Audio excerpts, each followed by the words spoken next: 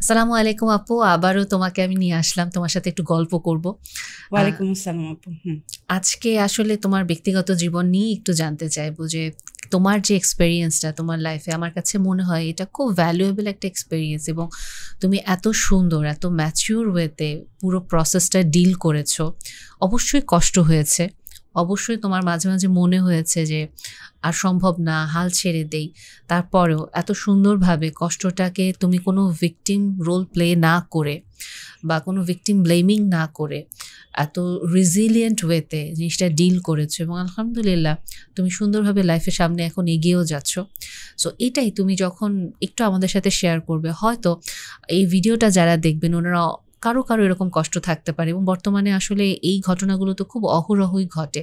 So ওনারাও হয়তো এখান থেকে একটা সাহস পেতে পারেন যে একজন আপু যদি এটা ওভারকাম করতে পারেন, সো ডেফিনেটলি আমরাও পারবো।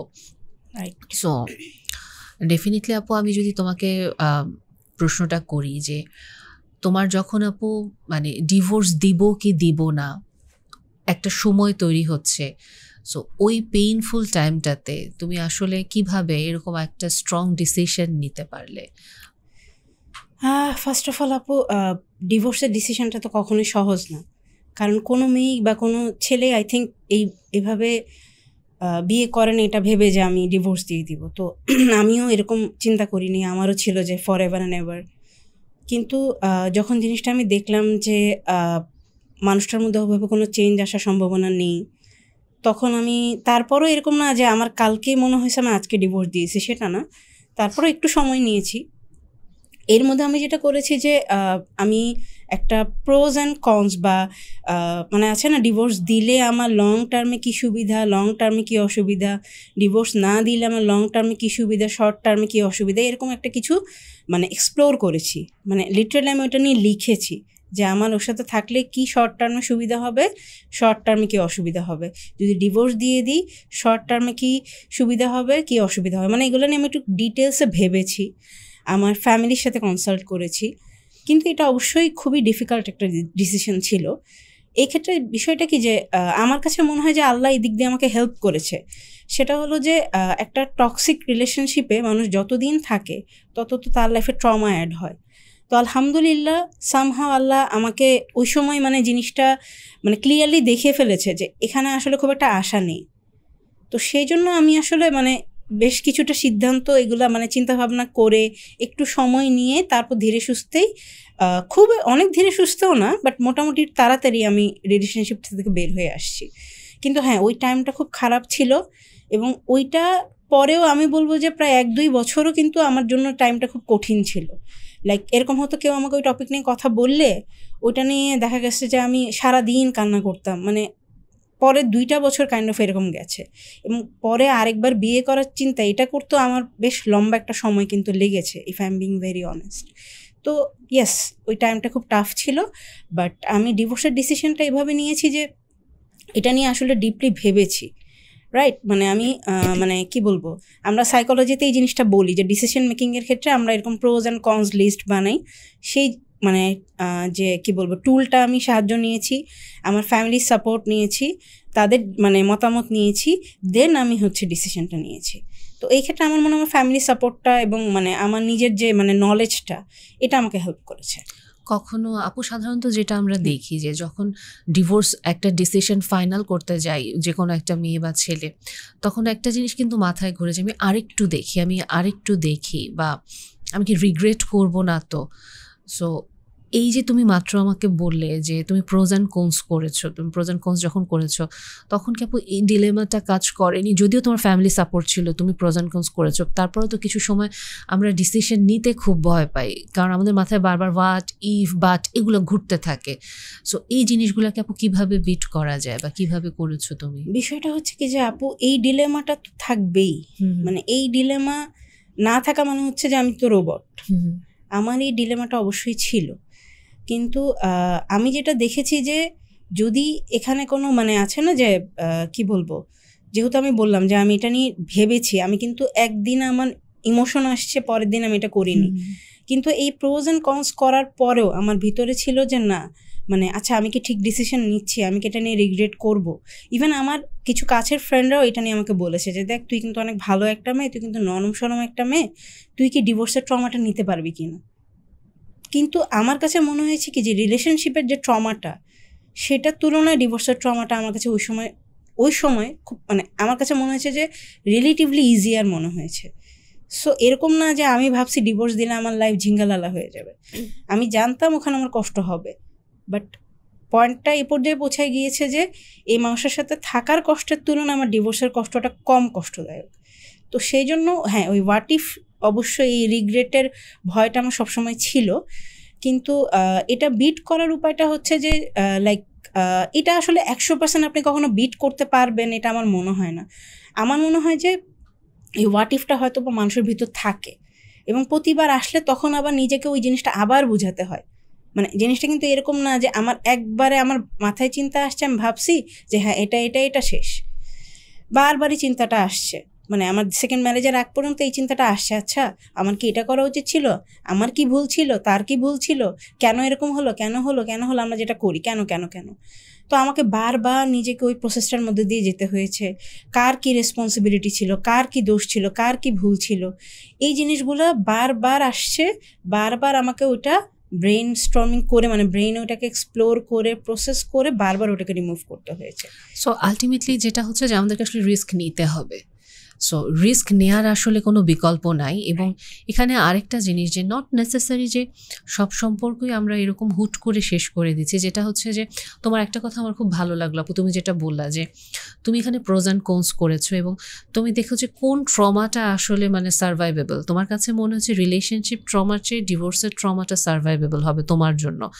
এবং এর পরবর্তীতে আপু আমি যদি বলি যে আফটার ডিভোর্স তুমি বললা যে 2 বছর তুমি কেঁদে দিতা কথা বলতে গেলি, সো ডেফিনেটলি এটা তোমার জন্য খুব ট্রমাটিক একটা ইভেন্ট হয়ে গিয়েছিল, পোস্ট ট্রমার মতোই চলে গিয়েছে। সো কিভাবে আপু ওভারকাম করলা এবং কে হেল্প করলো বা ওভারঅল জার্নিটা যদি আমাদেরকে একটু বলো। বিষয়টা কি যে 1 নম্বর কথা হচ্ছে হ্যাঁ মানুষ যেটা বলে না যে সময় সব ঘা শুকিয়ে দেয়, সময় সব শুকায় না, বাট অবশ্যই সময় হেল্প করে। মানে আমরা চাই কি যে কালকেই আমার একটা মন খারাপ হয়েছে আমি আজকেই হাসি খুশি হয়ে যাব, but life doesn't work that way. মানে আপনার ওই টাইমটা নিজেকে দিতে হবে যে ইটস ওকে আমার একটু খারাপ লাগছে এবং আমার এই খারাপ লাগাটা একটু কিছুদিন থাকবে। তো আমি জাস্ট নিজেকে ওই টাইমটা দিয়েছি 1 নম্বর। 2 নম্বর হচ্ছে আমি একটু আনহেলদি কোপিংকে বলতে পারেন, বাট একটা ওয়েতে হেলদি হয়েছে, সেটা হলো যে আমি আমার পড়াশোনার দিকে মানে আমি আমার কষ্টের মানে চিন্তাটাকে থেকে ডাইভার্ট করার জন্য পড়াশোনায় মনোযোগ দিয়ে দিয়েছিলাম। যে লাইক যখন আমার মন খারাপ লাগতো আমি পড়তে বসতাম। তো আলহামদুলিল্লাহ মানে এটা আমার পজিটিভভাবে কাজে লেগেছে যে ওই বছর আমি এমডি রেসিডেন্সি পরীক্ষা দিয়েছি, আমার হয়ে গেছে আলহামদুলিল্লাহ। তো ওই হেলদি ওয়েতে আমি একটা কোপ করেছি। এখন আমি যদি এখন আমার সাইকিয়াট্রিস্ট হিসেবে আমার কাছে কেউ আসে আমি বলবো এক্সারসাইজ করতে, ওইটাও একটা ভালো কোপিং। প্লাস আমি একটু প্রফেশনাল হেল্প নিয়েছি ওই সময়, একটু মানে আছে না একটু গাইডেন্স যে আচ্ছা আমি কি ঠিক পথে আছি কি না, আমি কোনো ভুল করছি কি না, বা আমি এখান থেকে কীভাবে বের হয়ে আসতে পারি, সেক্ষেত্রে আমি একটু প্রফেশনাল হেল্পও কিন্তু ওই সময় নিয়েছি। প্লাস হচ্ছে ফ্যামিলি সাপোর্ট, ফ্রেন্ডদের সাপোর্ট। মানে একা আসলে এই জার্নিটা মানে সারভাইভ করাটা খুবই ডিফিকাল্ট। আমি আমার ফ্রেন্ডদের সাপোর্ট কিন্তু নিয়েছি, আমি কখনো এরকম ভাব নিইনি যে আমি একাই পারবো। আমি আমার ফ্রেন্ডদের সাপোর্ট নিয়েছি, আমার ফ্যামিলির সাপোর্ট নিয়েছি, কান্না করেছি, ওটা নিয়ে লিখেছি, ঠিক আছে, একা একা হেঁটেছি, ভেবেছি, এভাবে জিনিসটা আমি ওভারকাম করেছি। বাট কথাটা সবচেয়ে বড় কথা কি যে সময় অবশ্য আসলে হেল্প করে। মানে আপনার যেই আঘাতটা গতকালকে লেগেছে সেটা আজকে যেমন খুব তীব্র, 6 মাস পর আসলে ওটা তীব্র থাকে না। কিন্তু হ্যাঁ ওই মানে ট্রমাটা নিয়ে আপনাকেও একটু কাজ করতে হবে, এমনি জিনিসটা যাবে না। এটা মানে আমার মনে হয়েছে এভাবে আমার হেল্প করেছে।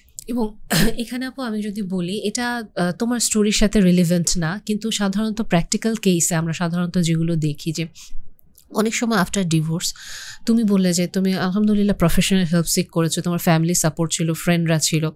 অনেক ক্ষেত্রে অনেকের হয়তো থাকে না ওভাবে বলার জন্য, সে হয়তো আসলে খুব অ্যালোন একজন পার্সন এবং তার লোনলিনেস তো থাকে। সো অ্যালোননেস লোনলিনেস দুটা মিলিয়ে সে খুব হেফাজার্ড হয়ে যায়। অনেকেরই ওই স্ট্রেংথটা কাজ করে না যে আমার মানে হেল্পটা সিক করা উচিত, বা আমি ডিভোর্স নিয়েছি ঠিক আছে, ফ্যামিলি থেকে প্রচণ্ড কথা শোনায় যে তুমি তোমার সংসার টিকায় রাখতে পারলা না, তোমারই তো দোষ, তোমার জন্যই তো এরকম হয়েছে, তুমি এই কাজ করছো, তুমি এই পাপ করছো, এই জন্য তোমার ডিভোর্স হয়ে গেল। সো এই যে যারা যে একটা হার্শ রিয়েলিটির মুখোমুখি দাঁড়িয়ে যায়, অফিসে বলো বা বাহিরে বলো, ডিভোর্স সিঙ্গেল ওমেন শোনার সাথে সাথে তাকে কিছু মানে বাজে পরিস্থিতির সম্মুখীন হতে হয়, বা এই যে একটা ছেলে ডিভোর্স শোনার পরে হয়তো যদি তার ভালো টাকা পয়সা থাকে, অনেক মেয়েরাই দেখা যায় জাস্ট গোল্ড ডিগার হিসেবে তাদেরকে জাস্ট ইউজ করার ট্রাই করো, তো ভালনারেবল, হয়তো আমি জাস্ট একটু ভালো টাইম স্পেন্ড করলে ও একটু ইয়ে করতে পারবে। সো তোমার ক্ষেত্রে আপু রিয়েলিটিটা যেমন সুন্দর ছিল, অনেকের ক্ষেত্রে হয়তো রিয়েলিটিটা সুন্দর না, অনেক হার্শ থাকে এবং একা একাই সে নিজেকে নিয়ে একটা স্ট্রাগলের ভিতরে যায়। এইসব ক্ষেত্রে আপু তোমার day to day experience patient দেখার ক্ষেত্রে কেমন, যদি তুমি একটু বলো।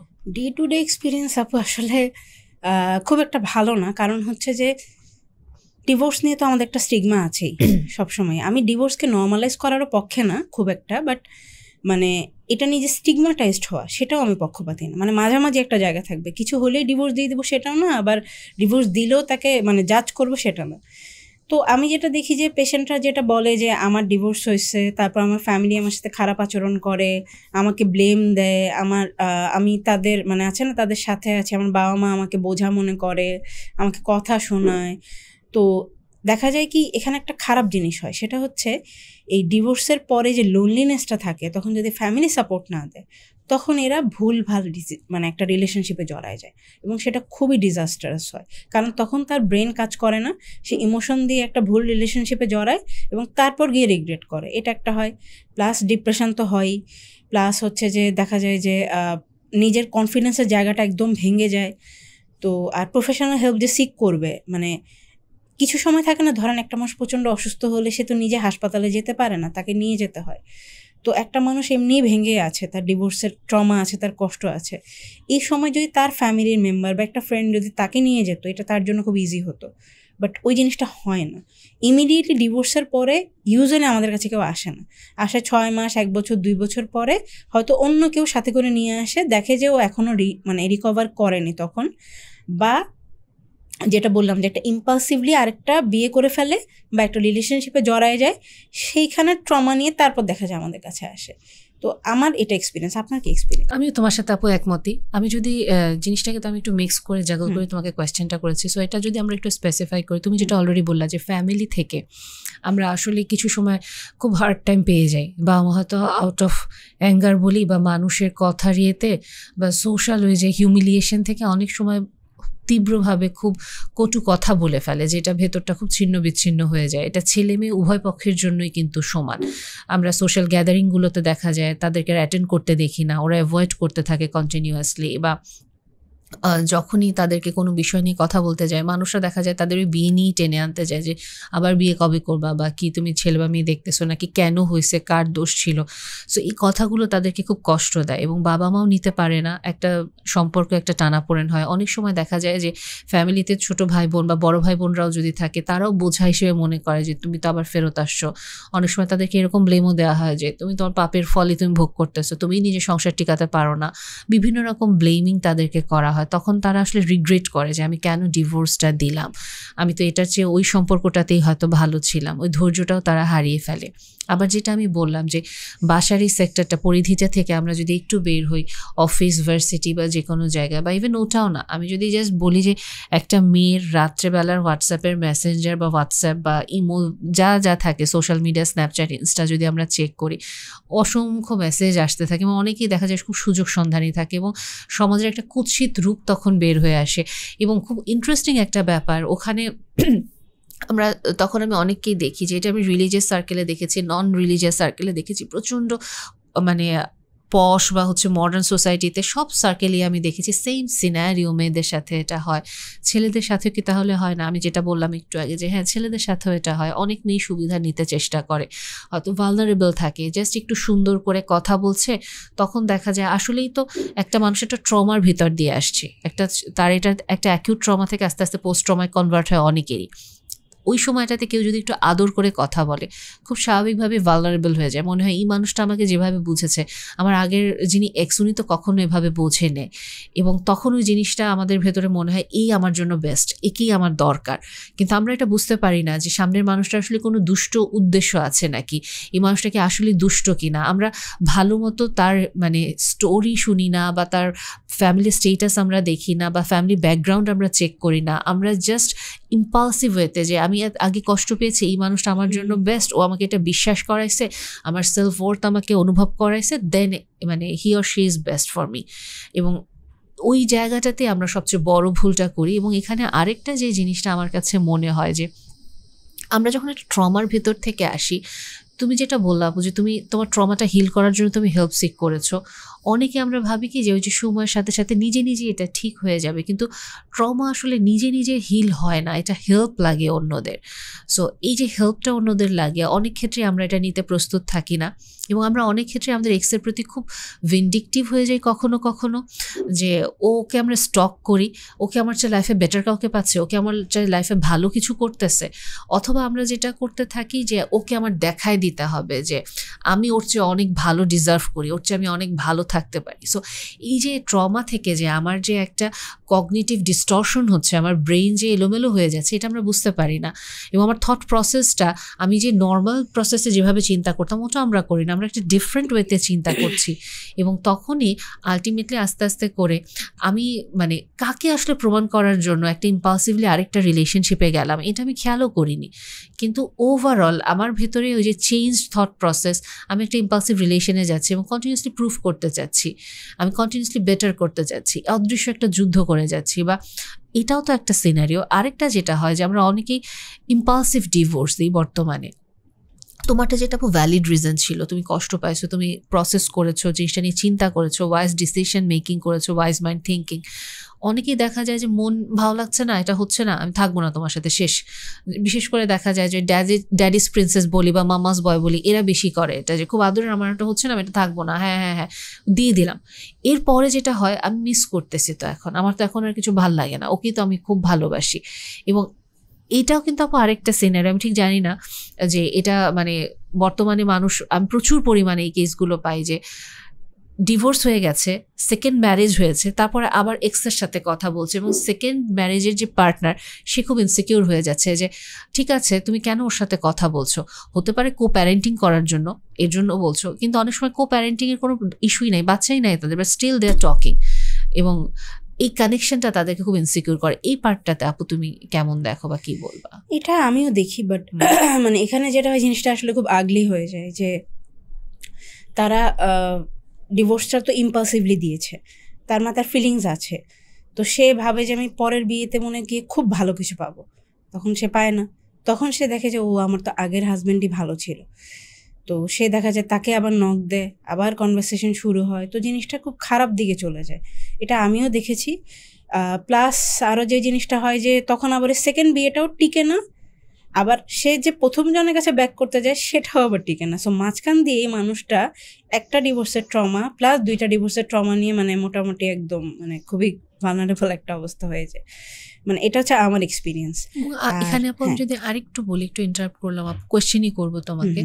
সো এখানে আপু এই যে সে যে একটা আগলি প্রসেসে যাচ্ছে এবং সে যে ইম্পালসিভ, তার নিজের যে আসলে নিজেকে আসলে ঠিক করা উচিত, কারণ একটা ডিভোর্সে অবশ্যই আমাদেরকে অনেক কিন্তু অ্যাসপেক্ট নিয়ে আসে, পার্সপেক্টিভ নিয়ে আসে, যে হ্যাঁ সম্পর্কটা অপর মানুষের ভুল ছিল, তার জন্য আমি ডিভোর্সে মানে অ্যাপ্লাই করেছি বা ডিভোর্সটা হয়েছে, বাট আমি আমার নিজেকে আরও কীভাবে একজন good human being, good partner হিসেবে করতে পারি, আমি আমার পেইনগুলোকে কীভাবে সুন্দরভাবে মানে অ্যাকসেপ্ট করে লাইফে এটার সাথে ম্যানেজ করতে পারি, একটা নতুন পার্সোনালিটি বলি বা একটা নতুন মানে বেটার হিউম্যান ভার্সনে কীভাবে কনভার্ট করতে পারি, এই জিনিসটা নিয়ে আপু তুমি যদি বলো, কারণ তুমি খুব সুন্দরভাবে এটা ম্যানেজ করছো। হ্যাঁ, এই যে আপনি যে জিনিসটা বললেন যে আমার কিছু ভুল আছে, আমার কিছু ঠিক করা দরকার, এই জিনিসটা আসলে একটা ডিভোর্সের পরে কিন্তু মানুষের ভাবা দরকার।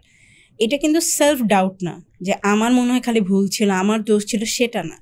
আমি দেখছি যে আমি কি বেটার করতে পারতাম। এটা লাইফের অন্য যে কোনো ফেলিয়ারের মতো যদি আপনি এটাকে এভাবে দেখেন, যে ধরেন আপনি একটা পরীক্ষায় ফেল করেছেন, আপনি দেখেন যে আমার ওই টপিকে কম পড়া ছিল বা এইভাবে আমার পড়লে মনে হয় বেটার হতো।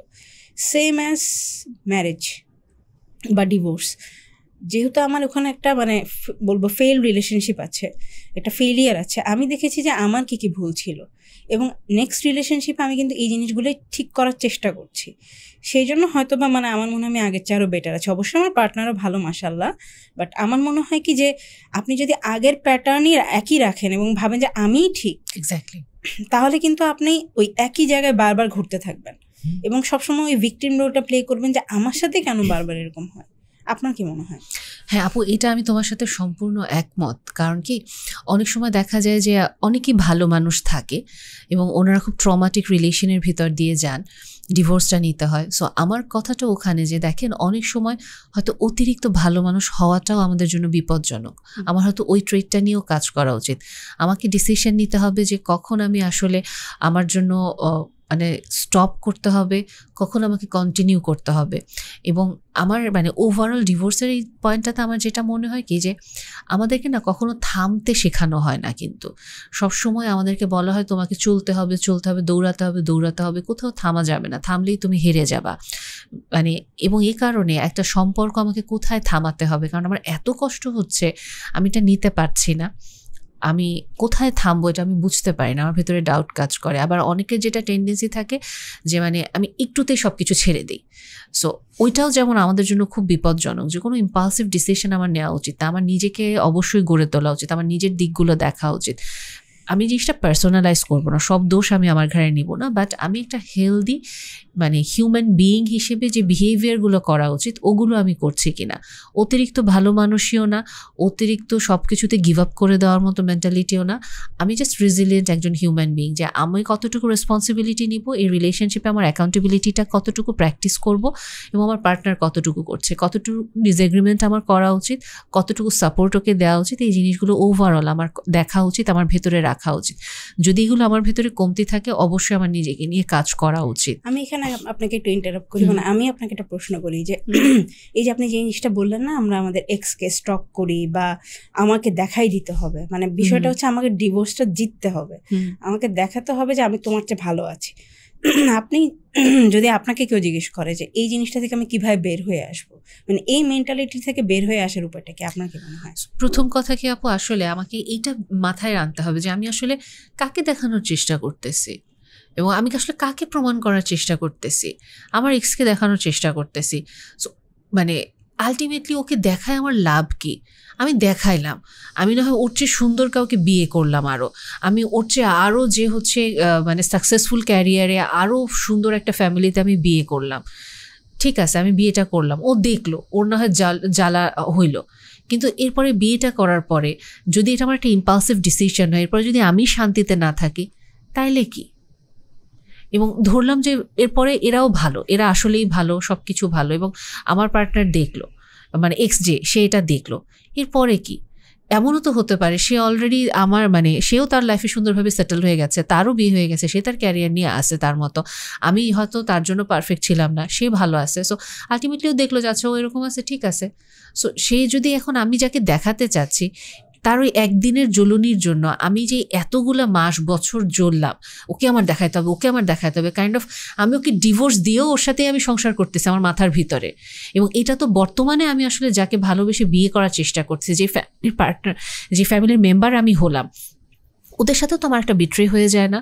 কারণ আলটিমেটলি যাকে ডিভোর্স, তার মানে সে কমপ্লিটলি কাট হয়ে গেল, তাহলে সে আমার মাথার ভিতরে কেন ঘুরবে, তাকে নিয়ে আমি কেন থাকবো? সো বর্তমানে যাকে আমি পার্টনার বলছি, যাকে ভালোবাসার চেষ্টা করছি, এটা তো তার প্রতিও বেইনসাফি হচ্ছে। সো আলটিমেটলি পুরো সময়টাতে আমি অশান্তিতে থাকলাম, আমি ঘুমাতে গেলেও আমার এক্সকে নিয়ে ঘুমাচ্ছি, ঘুম থেকে উঠলেও আমার এক্সকে নিয়ে উঠতেছি, মানে পিঠের বোঝায় আমি তাকেই নিয়ে আছি। সো আমি তাহলে তো আমার নিজের সাথেও আমি আসলে কি আচরণটা করলাম? সো আমি কি আলটিমেটলি আদৌ আমার মানে এক্সকে ডিভোর্স দিতে পারছি নাকি আমি আসলে মাথার ভিতরে তাকে নিয়ে আমি সংসার করছি? আমাকে এই মানে থটটা মাথার ভেতরে আনা, এবং সবচেয়ে যেটা ইম্পর্টেন্ট, প্রমাণ করলে আমার জীবনে এমন কি পরিবর্তন হলো? আমি না হয় এইটু কিছুক্ষণ 5 মিনিটের জন্য একটা শান্তি পাইলাম, ওই 5 মিনিটের শান্তির জন্য আমার নিজেকে এত বছর বা এতগুলো দিন পেইন দেওয়া কতটুকু ওয়ার্থ? এখানে আমি একটু ইন্টারাপ্ট করি আপনাকে। আমার কাছে মনে হয় কি যে ডিভোর্স জিনিসটা তো আমরা আসলে নিতে পারি না নর্মালি। যেটা হয় যে আসলে যেহেতু এটা এখনো সোশ্যালি একটা অ্যাকসেপ্টেবল বিহেভিয়ার না, তো আমি একদম অনেস্টলি আপনাকে একটা কথা বলি, সেটা হচ্ছে যে আমার লাইফে তো কখনো মানে কোনো কিছু নিয়ে এরকম বড় ফেলিয়ার আমাকে ফেস করতে হয়নি। তো ডিভোর্স হওয়ার বিষয়টা কিন্তু মেনে নেওয়াটা খুব টাফ। এক্স্যাক্টলি, যে আমার সাথে এটা হয়ে গেছে। তো আমার মনে কোথাও না কোথাও এটা মানুষের ইগোতে আঘাত করে, ডেফিনেটলি। এবং সেই জন্য তার ভিতরে এই জেদটা আসে যে এই ব্যক্তির কারণে আমার ইগোতে আঘাত লাগছে, তো আমাকে একে দেখাই দিতে হবে। তো তার মানে এটার ভিতরে আসলে আরো ডিপ একটা সাইকোলজিক্যাল ইস্যু থাকে, তাই না? যে ইগোর জায়গাটা, বা আমি হেরে গেছি। এটাই আমি বলতাম একটু পরে, যে আলটিমেটলি এটা আমার জন্য ওয়ার্থই নাকি। এবং তারপর তুমি যে পয়েন্টটা বললাম ইগো, সো আলটিমেটলি তাহলে তখন ওটা আমাকে কোয়েশ্চেন করা যে এই যে এত পেইন নিলাম, প্যারা নিলাম, এটা কেন নিচ্ছি? সো তার মানে আমি আসলে রিজেকশন সেন্সিটিভ, রিজেক্ট হয়েছে, আমার ডিভোর্স হয়েছে এবং আমি ফেইল করছি লাইফে, এবং আমার সোশ্যাল ইমেজে হ্যাম্পার হয়েছে, এবং এগুলো প্রত্যেকটা আসলে ইন্ডিকেট করে, যেটা আমার হিডেন ইগোর দিকে ইন্ডিকেট করে যে আলটিমেটলি কি হইল তাহলে আমার সাথে। সো আমি কিভাবে এরকম একটা ফেইলিয়ার, রিজেকশন, ডিস্টর্টেড একটা সেলফ ইমেজের শিকার হলাম, বা কোয়েশ্চেনটা ওটা আসে আমার সাথে কেন এরকম হলো, যে ডিস্টর্টেড সেলফ ইমেজ বা সোশ্যাল ইমেজ হলো আমার যেটা। সো সব কিছু মিলায় যখন আমি আমার ইগোর দিকেই তখন তাকাবো, তখনও আমি অনেক ক্ষেত্রে বুঝতে পারবো যে মেবি আমার ইগো আমাকে পুশ করতেছে, you need to prove it, যে তুমি বেটার কিছু ডিজার্ভ করো, তুমি এটা ডিজার্ভ করো না। সো আলটিমেটলি এটাই আমি বললাম যে তাহলে এতগুলো সময় পেইন নিয়ে ওই মানুষটাকে ডিভোর্স দিয়ে ওর সাথে সংসার করলাম মাথার ভেতরে। সো আমি তো একে তো অন্যদের সাথে বেইনসাফি করতেছি, এবং আমি আসলে আমার নিজের চিন্তার জেলখানায় আটকানো, আমার ইম্পালসিভিটি, আমার ইগো সব কিছু আমাকে হার্ট করছে। সো আমি আমার নিজেকে নিয়ে তখন কাজ করতে হবে। মানে এখানে আমার মনে হয় যে আমার ইনসিকিউরিটিটা নিয়ে আমার কাজ করতে হবে।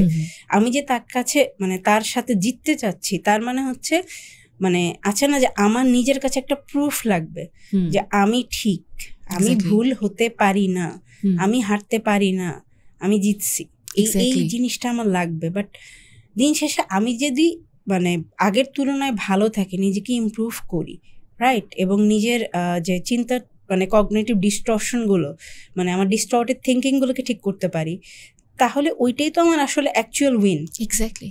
কিন্তু আমাদের যেটা প্রবলেম হয়, আমরা ওই যে ইগোর যে ওই জায়গাটা আটকে যাই, যে আমার সাথে তো এরকম হওয়ার কথা না, আমার সাথে এটা হতে পারে না, আমি এটা ফেল করতে পারি না। তো এই জায়গাটা থেকে ওই প্রুফ করার বিষয়টা আসে। আমার ইনসিকিউরিটিগুলা চায় যে সে মানে বেটার ফিল করতে, যে না আমি আসলে ভুল করিনি, আমি জিতছি, তোমার চেয়ে আমি ভালো আছি। তো আমার মনে হয় আসলে নিজের ভিতরের এই ইস্যুগুলো নিয়ে কাজ করাটাই মনে হয় আসলে এটা থেকে আমাকে বের করে আনবে। ডেফিনেটলি আপু। এবং এখান থেকে আপু আমি যদি তোমাকে আরেকটা প্রশ্ন করি, যে আলটিমেটলি আপু তুমি যখন ওভারঅল নিজেকে আস্তে আস্তে করে একটু একটু করে গুছিয়ে নিচ্ছ, একটু একটু করে তুমি তোমার জীবনটাকে সামনে আগাচ্ছ, ডেফিনেটলি চলার পথে তুমি কোনো রকম স্ট্রাগল কি ফেস করোনি? আসলেই তুমি তো এতক্ষণ খুব সুন্দর পজিটিভ কথাই বলেছো, যে সবাই সাপোর্টিভ ছিল, সবাই অনেক হেল্প করেছে, বাট মানুষের কটাক্ষ, কটু কথা বা স্ট্রাগল কি আপু তোমার কিছুই কি ছিল না আসলে? ওটা থাকবে, ওটা তো ছিলই। ইভেন আমার ফ্যামিলি মেম্বারদের থেকেও আমি বিভিন্ন কথা শুনেছি। ইভেন আমার সেকেন্ড ম্যারেজের আগেও আমি প্রথম ম্যারেজ নিয়ে কথা শুনেছি। তারপরে ধরেন হচ্ছে মানে সোসাইটিতে আমার ভিতরে তখন একটা ভয় বা স্টিগমার ভয়টা কিন্তু কাজ করতো। ইজিলি আমি এটা নিয়ে, আমার ডিভোর্স নিয়ে কমফোর্টেবলি সবার সাথে কথা বলতে পারতাম না। তারপর যেটা কথা সেটা হলো যে লাইক পরের বার বিয়ের জন্য যে একটা ছেলে খোঁজা, ঠিক আছে, একটা ভালো পার্টনার পাওয়া, মানে একবার তো আমার একটা তো হচ্ছে একটা মানুষ কখনো জীবনে বিয়ে করে না, তার ছেলে খোঁজা একটা বিষয়, আর যে জীবনে একবার ধাক্কা খেয়েছে তার বিষয়টা। আমার ক্ষেত্রে জিনিসটা আরও ডিফিকাল্ট হয়ে গেছিলো, কারণ যেটা আমি বললাম প্রথম 2 বছর তো আমি পরে যে একটা বিয়ের কথা ভাববো এটাই আমি ভাবতে পারতাম না। ওই জায়গাটা থেকে আমার বের হয়ে আসতে অনেক সময় লেগেছে। ওই ভয়টা থেকে বের হয়ে আসতে, যে না আরেকবার আমি একটা চান্স নিব, এটা থেকে বের হয়ে আসতে আমার প্রায় 2-3 বছর লেগেছে। তারপর আমি যখন ছেলে দেখেছি, সেখানেও আমার ভয়, ইনসিকিউরিটি, যে আমি কি এর পরের ভালো কিছু পাবো কিনা, আবার আঘাত পেলে আমি মনে নিতে পারবো না, কি দরকার, আমি একা তো ভালোই আছি, এরকম বিভিন্ন মানে ইভেন কিছু ফেমিনিজমের চিন্তাও চলে আসছিল, ছেলেদের প্রতি হেট্রেট চলে আসছিল, যে মনে হয় সব ছেলেই খারাপ, এরকম কিছু নেগেটিভ চিন্তা তখন আমার চলে আসছিল, এটা আমি অস্বীকার করবো না। বাট মানে এই স্ট্রাগলগুলা প্লাস ওই যে বললাম যে একটা ভালো পার্টনার পাওয়া, এখনকার দিনে তো লাইক মানে এত বেশি প্রবলেমেটিক ইস্যুস সবার ভিতরে, তার মধ্যে থেকে একটা ভালো ছেলে যার সাথে আপনি মোটামুটি মানে চলা যাবে, এবং এই জিনিসটা পাওয়াটা কিন্তু ইজি না। আর যেটা হয় যে প্রথমবার মানুষ যখন বিয়ে করে তখন তো সে একটা রঙিন চশমা পরে বিয়ে করে যে এটা হবে সেটা হবে, হ্যাঁ, মানে মালদ্বীপে হানিমুনে যাব, এই করব সেই করব, নিজের ঘর গুছাবো। কিন্তু দ্বিতীয়বার যেটা হয় মানুষের এক্সপেকটেশন অনেক কমে যায়। তো দ্বিতীয়বার সে জাস্ট চায় যে একটা মানুষের সাথে সে একটু শান্তিতে থাকতে চায়, ঠিক আছে? তো মানে জিনিসগুলো কিন্তু আসলে ইজি না। মানে আলহামদুলিল্লাহ আল্লাহ আমাকে আসলে পসিবল করেছে, বাট 8 বছর কিন্তু মাঝখানে, প্রায় 7 বছর আমার কিন্তু মাঝখানে একটা টাইম গেছে যেখানে আমি প্রচণ্ড লোনলি ছিলাম। তো এই লোনলিনেসের স্ট্রাগল, এই লোনলিনেস থেকে কিন্তু মানুষের অনেক সময় মন চায় যে আমি একটা খারাপ কিছু করে ফেলি, বাট ওই টাইমটাতে আই গেস আমার মোরাল ভ্যালুটা আমাকে ওইদিকে যেতে দেয়নি। But it wasn't always easy, কারণ মানে যেটা আপনি বললেন যে মেসেঞ্জার বা হোয়াটসঅ্যাপের যে মানে আগলি রূপটা, বা ধরেন অনেক উল্টাপাল্টা রিলেশনশিপের অফার, বা ধরেন মানে একটা ফ্যামিলি মেম্বারই বা কোনো একটা মানে মানুষই আপনার কাছে তার ছেলের প্রস্তাব নিয়ে আসছে যার সাথে আপনার সাথে ম্যাচ করে না, but just because you are divorced তারা আপনাকে এই অফারটা নিয়ে আসছে। তো ওই জায়গাটাও কিন্তু একটা কনফিডেন্সের জায়গাটা ধাক্কা দেয়। তো এই সব মিলে আসলে জিনিসটা কখনো ইজি যে ছিল, মানে আমি যেভাবে বললাম অত ইজি তো ছিল না, বাট যেটা বললাম যে আসলে আল্লাহই সহজ করেছে, আর প্লাস আমাকে ওই কষ্টটার মধ্যে দিয়ে যেতে হয়েছে। তো এখানে আমি একটা পয়েন্ট যদি বলি, আমার মনে হয় ওই কষ্টটার মধ্যে দিয়ে আমার যাওয়াটা দরকার ছিল।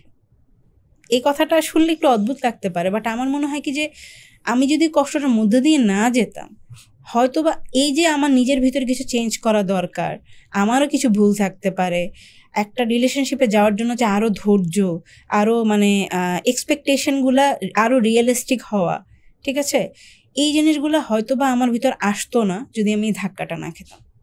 যেটা আমি অনেকের মধ্যে দেখি যে বিয়ের আগে বা এই যে আনরিয়েলিস্টিক কিছু কথাবার্তা বলা, বা হাজব্যান্ডের সাথে খুব খারাপ আচরণ করা, হ্যাঁ, হাজব্যান্ডকে টাইটে রাখতে হবে, হাজব্যান্ডকে এইটা করতে হবে সেটা করতে হবে, এই জিনিসগুলো আমার ভিতর ঠিক হয়ে গেছে, কারণ আমি অনেক খারাপ একটা রূপ দেখে ফেলছি। তো আমার মনে হয়েছে যে মানে কি বলবো, যেই জিনিসগুলো আমি চাই, রাইট, আছে না যে সুপারফিশিয়াল কিছু জিনিস মানুষ চায়, কিন্তু তার আন্ডারে যে আসলে আরও ডিপ কিছু ভ্যালুস দরকার, ওই জিনিসটা আমি রিয়েলাইজ করেছি যখন আমি ধাক্কাটা খেয়েছি। ওই ধাক্কাটা না খেলে হয়তো বা আমি এখনও ওই স্বপ্নের জগতে বাস করতাম, ওই সুপারফিশিয়াল চিন্তাগুলা, ওই রোমান্টিক সিনগুলা, হ্যাপিলি এভার আফটার। আমার যেটা হয়েছে ধাক্কাটা খাওয়ার কারণে আমার ভিতরে ম্যাচুরিটি ডেভেলপ করেছে। সো আজকে আমি যে কথাগুলো বলতে পারছি, আজকে থেকে 7-8 বছর আগে কিন্তু এই ম্যাচুরিটিটা হয়তো আমার আসতো না। তো আপনার কি মনে হয় যে মানে এই একটা ডিভোর্স কি মানুষকে, মানে ডিভোর্স কি সবসময় খারাপ কিনা?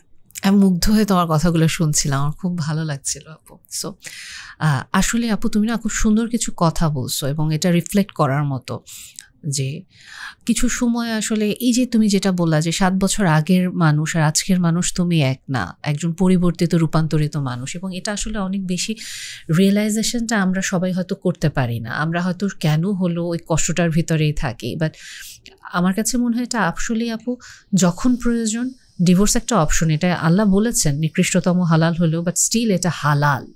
এবং একটা আমরা অহরহ ঘটনা দেখি যে মেয়েরা মারা যাচ্ছে, অত্যাচারিত হয়ে মারা যাচ্ছে, বা ছেলেরাও মারা যাচ্ছে। সো ওই মৃত্যুটা তো অনাকাঙ্ক্ষিত।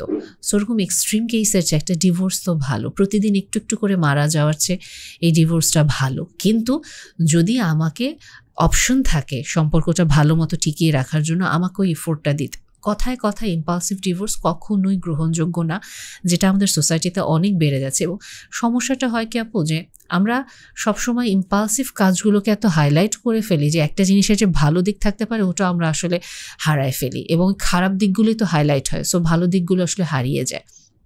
সো ডেফিনেটলি আমাদেরকে পজিটিভ ভাইবটা রাখা উচিত, যে কষ্ট সবসময় আমাদের লাইফে যে আমাকে ভেঙে দেওয়ার জন্য আসে এমন না।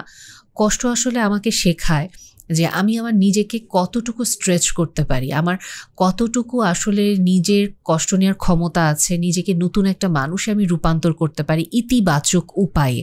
এবং ইতিবাচক উপায়ে বলতে যেটা, যে আমার কোন কোন অ্যাসপেক্টে নিজেকে কাজ করা উচিত, মডিফাই করা উচিত, ভালো একজন মানুষ আমি হতে পারি। এবং কষ্ট আমাকে এটা শেখায় যে আসলে আমার লাইফে ট্রু ফ্রেন্ড কারা, ট্রু ওয়েল উইশার কারা, কাদেরকে আমি ট্রেজার করব, কারা আমার জীবনে অতিরিক্ত মূল্যবান। কষ্ট আমাদেরকে এটা শেখায় জীবনকে নতুন একটা পার্সপেক্টিভ থেকে দেখতে, যে আগে আমি যেমন খুব ইজি পার্সপেক্টিভ বা খুব ইজিলি গিভ আপ করার মেন্টালিটি ছিল। এখন আমাকে এটা শেখায় যে আমার গিভ আপ করার কোনো ওয়ে নাই, এই পথটা যতই কাটা দিয়ে ভরা থাকুক আমাকে এখানেই হাঁটতে হবে। কষ্ট আমাকে এটা শেখায় যে লাইফে আমার কন্ট্রোল আসলে কতটুকু, আমি আসলে কতটুকু অসহায় এবং কতটুকু আমাকে আমার স্রষ্টার উপর, আল্লাহর উপরে ডিপেন্ড করতে হবে। কষ্ট আমাকে এটাও শেখায় যে সবর বলি বা ধৈর্য ধরা বলি, এটারও দুইটা রূপ আছে। একটা হচ্ছে বিউটিফুল পেশেন্স, একটা হচ্ছে টক্সিক পেশেন্স। দুটাতেই কিন্তু আমরা ধৈর্য ধরছি। বিউটিফুল পেশেন্সে আমি যখন ধৈর্য ধরছি, আমি কাঁদছি, আমি কষ্ট পাচ্ছি, অ্যাট দ্য সেম টাইম আমি আমার নিজেকে ডেভেলপ করার চেষ্টা করছি, গড়ে তোলার চেষ্টা করছি এবং আল্লাহর উপরে ভরসা করছি যে আল্লাহ, আমি জানি আমি এই মুহূর্তে কষ্ট পাচ্ছি এবং তুমি আমার কষ্টটা দেখছো, বাট তুমি অবশ্যই আমাকে সাহায্য করবে। আমার দৃঢ় বিশ্বাস এটা তুমি করবেই, কারণ তুমি কথা দিয়েছো এবং তোমার দেয়া কথা সত্যি। এবং যেটা আমরা এই বিউটিফুল পেশেন্সটা আমরা যদি দেখি, হযরত ইয়াকুব আলাইহিস সালাম, ওনার ছেলে যখন ইউসুফ আলাইহিস সালাম হারিয়ে গেলেন, এই জিনিসটা উনি খুব সুন্দরভাবে তুলে ধরেছেন এবং কোরআন শরীফে এই ঘটনাটা এত সুন্দরভাবে বলেছে। আরেকটা হচ্ছে টক্সিক পেশেন্স, যেটা আমরা ধৈর্য তো ধরছি কিন্তু কন্টিনিউয়াস কমপ্লেইন করতেছি, কন্টিনিউয়াস একটা ব্লেম করছি, টক্সিক একটা হিউম্যান বিইংয়ে কনভার্ট হচ্ছি, ইরিটেবল একটা মানুষের তৈরি হচ্ছি। শুধু আমি বলতেছি আমার সাথেই লাইফে এরকম হয়ে গেছে, কেউ আমার কষ্টটা বোঝে না, তাই আমার হাতে সব অধিকার আছে অন্যদেরকে কষ্ট দেওয়ার, অন্যদেরকে হার্ট করার। আমরা এটা বলি যে আমি তো ধৈর্য ধরেই আছি, কিন্তু আমরা এটা খেয়াল করি না যে ধৈর্য ধরতে গিয়ে আমি আসলে একজন তিক্ত মানুষের রূপান্তর হয়ে যাচ্ছে, আমি অন্যদের জন্য ক্ষতিকর হচ্ছে। আমি ভাবছি আমার কষ্ট আমাকে এই লাইসেন্স দিচ্ছে আমি অন্যদেরকে আঘাত করতে পারি। কাজেই কষ্ট আসলে আমার লাইফে আমাকে অনেক কিছু শেখায় এবং কষ্ট আসলে আমাকে একটা নতুন মানুষ হিসেবে গড়ে তুলতে আসে। আমাকে ডিসিশন নিতে হবে যে লাইফে এই কষ্টটা, এটা ডিভোর্স হোক বা যে কোনো কিছুই হোক, আমি কিভাবে নিজেকে আসলে গড়ে তুলবো, কোন পথে আমি হাঁটবো, কোন ডিসিশন আমাকে আসলে লাইফে ভালো রাখবে। এবং এখান থেকে আপু আমি আরেকটু যদি বলি যে তারপরেও তো তুমি সেকেন্ড বিয়ের ডিসিশনটা অ্যাট লাস্ট তুমি নিয়েছো, এই ডিসিশনটা নেওয়ার সময় তুমি আপু কি ডিফারেন্স, তুমি অলরেডি আমাকে বলেছো যে আগে যেরকম একটা মানে জাস্ট কেমিস্ট্রি, এটা লাগবে ওটা লাগবে, সেকেন্ড বিয়েতে তুমি ডেফিনেটলি কম্প্যাটিবিলিটিগুলো দেখেছো। সো ওভারঅল আপু কোন জিনিসটা তোমার সেকেন্ড বিয়েতে ক্লিক করার পরে তোমার মনে হয়েছে যে না, this time I can Mary?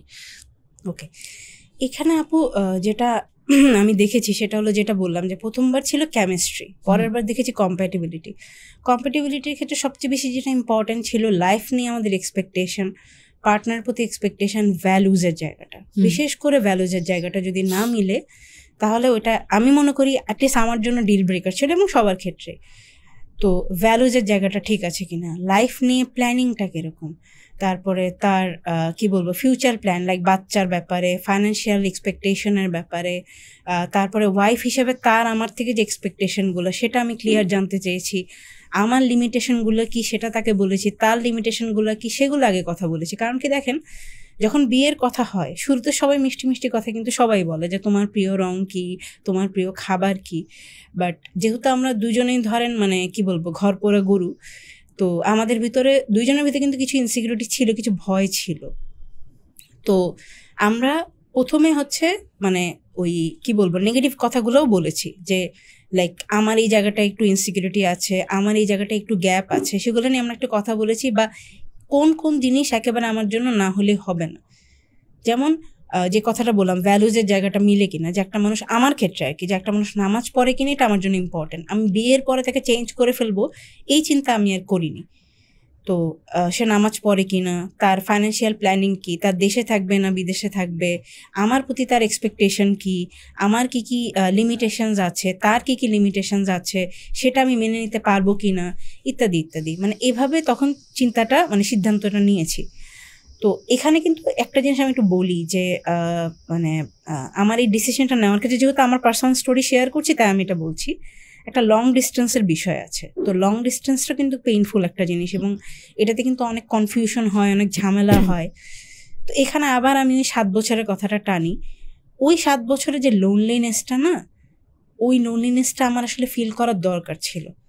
ওই কষ্টটা আমি ফিল করেছি দেখে আমি বুঝেছি যে লং ডিস্টেন্সের কষ্টের চেয়ে ওই লোনলিনেসের কষ্টটা আমার জন্য বেশি কষ্টের। ওই লং ডিস্টেন্সের কষ্ট থাকলেও দিন শেষে আমি একটা পার্টনার পাচ্ছি যে যার সাথে আমার ভ্যালুজ অ্যালাইন্ড, যার সাথে আমার লাইফ গোলস অ্যালাইন্ড, যার হচ্ছে ফ্যামিলির প্রতি যে হচ্ছে কেয়ারিং, যার হচ্ছে আমার প্রতি একটা সফটনেস কাইন্ডনেস আছে, এবং যে আমার লিমিটেশনগুলো মেনে নিতে পারে, এবং যার লিমিটেশনগুলো সে আমার সাথে ওপেনলি বলেছে, মানে অনেস্টলি বলেছে, সেগুলো আমি জেনে বুঝে তারপর এগিয়েছি। মানে ওই আছে না তোমার প্রিয় রং কি, তোমার প্রিয় খাবার কি, ওই কথাগুলো কিন্তু হয়নি শুরুতে হয়েছে জাস্ট কম্প্যাটিবিলিটি নিয়ে প্রশ্ন। তো আমার মনে হয় যে এটা তো একটা ইস্যু, মানে যেটা ইয়াহিয়া ভাই বলে যে বিয়ের ক্ষেত্রে হচ্ছে আমাদের আসলে দরকার অ্যারেঞ্জ ম্যারেজ আর লাভ ম্যারেজের কারণ একটা কম্বিনেশন। তো আমার কাছে সম্পর্কটা আনা হয়েছে বলেই যে আমি সাথে সাথে বিয়ে করতে রাজি হয়ে গেছে, ব্যাপারটা সেটা না।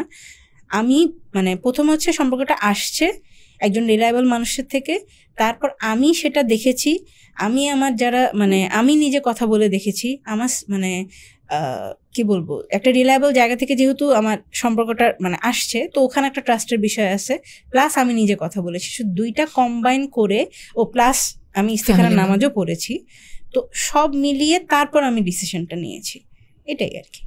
আলহামদুলিল্লাহ আপু। তুমি খুব সুন্দরভাবে তোমার জার্নিটা আমাদের সাথে শেয়ার করেছো, যে অনেক সময় দেখা যায় যে এটাই যে আমরা সেকেন্ড বিয়েটা যে করবো, আমাদের একটা মানে ভয় কাজ করে যে আমরা আসলে ডিসিশন নিতে পারবো না, কি আবার কি ভুল হবে কি না। এবং যেটা আমি এখান থেকে যদি একটু বলি যে বর্তমানে আরেকটা জিনিস খুব দেখা যায় যে আমরা ফার্স্ট বিয়ের পরেই ডিভোর্স হয়ে গেল, তারপর আমরা ইম্পালসিভলি সেকেন্ড ম্যারেজে ইনভলভ হই without any healing, without addressing our difficulties or our struggles or our own personality traits. আমরা কিচ্ছু করি না, আমরা জাস্ট একটা রিলেশনশিপে যাই এবং তখন আমরা বুঝি যে আমি তো এখানে ফেসে গেছি, এবং তখন যেটা আসে সেকেন্ড ডিভোর্স। এবং সেকেন্ড ডিভোর্সটাও আমরা তখন নিতে পারি না যে মানুষ কি বলবে, মানুষ বলবে এই মেয়ের সমস্যা, এই ছেলের সমস্যা, মানুষ তো আসলে গসিপ করেও আপু। কিন্তু আমি এটাও বুঝতে পারছি যে আমি সেকেন্ড বিয়েটা আমার জন্য আরও টক্সিক হয়ে যাচ্ছে, এটা আমার ফার্স্ট বিয়ের মতোই টক্সিক, এবং তখন আমরা এটাও বিশ্বাস করতে পারি না যে আমার লাইফে কেন এরকমই হচ্ছে বারবার। সো এইখানেও আরেকটা যে যদি এরকম হয় সেক্ষেত্রে সেকেন্ড ডিভোর্সের সংখ্যাও কিন্তু আজকাল অনেক বাড়ছে, এবং এরপরে মানুষ আসলে তখন রিয়ালাইজ করে যে না, এবার আমার একটু সময় দরকার, দুবার হয়েছে, এবার আমি একটু সময় নিই, এবার আমি একটু চিন্তা করে তারপরে আগাই। সো এই টপিকটা কেন বললাম, কারণ আমরা অনেক সময় আশেপাশের মানুষরা খুব গসিপ প্রিয়, তো অনেক বেশি কথা বলি যে এই মেয়ের চরিত্র খারাপ, এই ছেলের চরিত্র খারাপ, 2বার ডিভোর্স হয়েছে।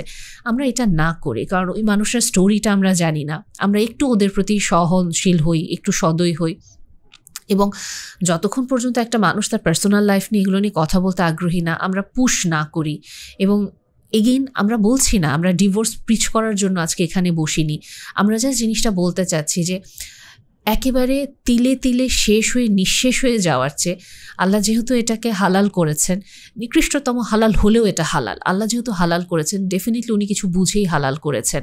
কাজেই এটাকে আমরা স্টিগমার ভিতরে না রাখি, আর যখন প্রয়োজন হবে আমরা এটাকে ব্যবহার করি, কিন্তু এটাকে আমরা অপ্রয়োজনীয়ভাবে ব্যবহার না করি, এটাকে আমরা এটার মানে ক্ষতিকর দিকটাকে বেশি আমরা হাইলাইট না করি যে এটা এরকম এটা ওই রকম না। যেহেতু এটা আল্লাহ একটা অপশন দিয়েছেন, এটার উইজডম আল্লাহর কাছে, সো আমরা একটা প্রপার ইউসেজটা রাখি এবং আমরা মানুষের জীবনটা কঠিন না করি। এবং যারা আমরা এই ডিভোর্সের ভিতর দিয়ে যাচ্ছি তাদের প্রতি ওটাই আমার বলা যে আলটিমেটলি যদি আপনি এরকম ডিসিশন নিতে হয়, আপনি ডিসিশনটা নেন, কিন্তু হেলদি ওয়েতে নেন, নিজেকে একটা বেটার হিউম্যান বিইং হিসেবে আস্তে আস্তে গড়ে তোলেন। কেন হলো ওটার ভেতরে আপনি বাস না করেন, এবং লাইফকে আবার সেকেন্ড একটা চান্স দেন, নিজের হিলিংটা করার পরে আস্তে আস্তে করে আপনি আগান। যদি আপনার বিয়ে আবার হয়, সেকেন্ড ম্যারেজ আপনি করতে পারেন, দেন আলহামদুলিল্লাহ। আর যদি না হয় তখনও আপনি ওয়েট করেন, আপনার জীবনটা নিয়ে ফ্রাস্ট্রেটেড না হয়ে আপনি জীবনটাকে কিভাবে ইফেক্টিভ করতে পারেন, কিভাবে আপনি আপনার জীবনটাকে এই পৃথিবীতে কাজে লাগাতে পারেন, ওরকম কিছু একটা আমরা করতে পারি। এখানে আপু আমি যে জিনিসটা বলবো, ডিভোর্সের ব্যাপার আমাদের একটা অ্যাকসেপ্টেন্স বা একটা লো ফিলিং কাজ করে যে আমার ডিভোর্স হয়েছে, আমি তো ডিভোর্সড, কারণ সোসাইটি আমাকে এটা নিয়ে লো ফিল করে। তো এই জায়গাটা কিন্তু একটা কনফিডেন্স থাকতে হবে, মানে এটা নিয়ে, মানে আমি বলতেছি না যে তার মানে আমি ঢুসঠাস ডিভোর্স দিয়ে দেওয়ার কথা বলছি, আমি বলছি যদি ডিভোর্স হয়ে যায় এটা নিয়ে মানে লো ফিল করা, নিজের আইডেন্টিটি ক্রাইসিসে ভোগা, এটা আমাকে ভালো রাখবে না। কারণ তাহলে সুনার লেটার মানুষ এটা আমার এগেনস্টে ইউজ করবে। আমাকে এটা প্রথম কথা হচ্ছে অ্যাকসেপ্ট করতে হবে যে ঠিক আছে এটা আমার সাথে হয়ে গেছে। কেন হয়েছে, সব কেন তো আসলে উত্তর হয় না পৃথিবীতে। অধিকাংশ জিনিস যা হয়, যদি আমি বলি যে মানে ফিলিস্তিনে যে ঘটনাগুলো ঘটছে, এটার আপনি কেনর উত্তর তো এই মুহূর্তে আমরা জানি না। তো আমি সব কেন কেন কেন খুঁজলে না আমি ভালো থাকবো না। আমি যেটা করতে পারি যে যদি আমি মুসলিম হয়ে আমি আল্লাহর উপর তাওয়াক্কুল রাখতে পারি যে আল্লাহ বেস্ট প্ল্যানার, সো এটা যেহেতু হয়েছে, এটার মধ্যে আল্লাহ একটা প্ল্যানের অংশ আছে। আমি এখন পুরো সব পাজলের পিসটা দেখতে পাচ্ছি না, তাই আমার এলোমেলো লাগছে, বাট অবশ্যই এটার ভিতর আল্লাহ একটা প্ল্যানের বিষয় আছে। যদি আমি আল্লাহও বিশ্বাস নাও করি, আমি তো অনেক আছে না কার্মাতে বিশ্বাস করে যে হ্যাঁ সব কিছুর একটা মানে ইয়ে আছে, আমার সাথে এটা খারাপ হলেও পরে নিশ্চয়ই এটার সাথে আমি একটা পজিটিভ কিছু দিয়ে আমার ব্যালেন্সড হবে।